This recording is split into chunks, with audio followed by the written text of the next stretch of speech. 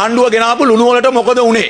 ඒක තමයි තියෙන ප්‍රශ්නේ. ඇයි මේ ලුණු මාකට් එකට ආවේ නැත්තේ? ලුණු ගේන්නේ කැට.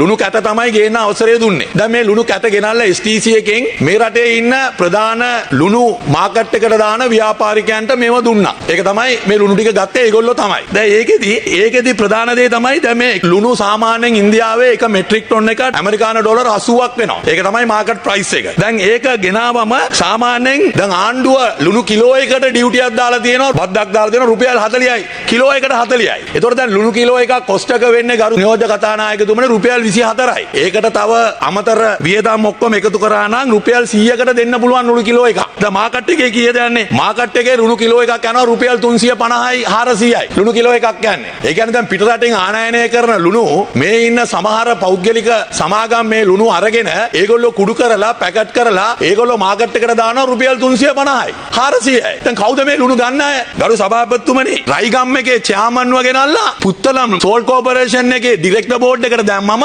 එයා ඔක්කොම STC එකේ ලුණු ටික අරගෙන යනවා රයිගම් එකට. එයා රයිගම් එකට ගිහලා එයා පැකට් කරලා මාසෙකට අපිට විකුණනවා ලුණු කිලෝ එකක් රුපියල් 350 400 ගානේ. අම්මට කොහමද ඒ වැඩි? හා?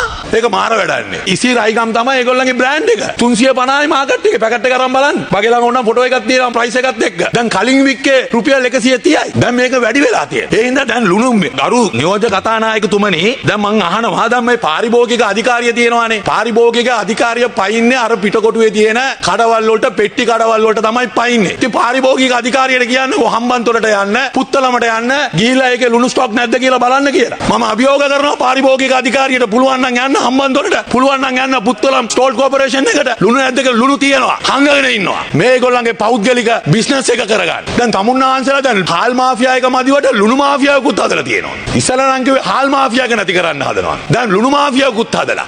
ලුණු කම්පැනි වල අයිතිකාරයෝ චෙයාමන්ලව ගෙනල්ලා දානවා සෝල් කෝපරේෂන් එකට.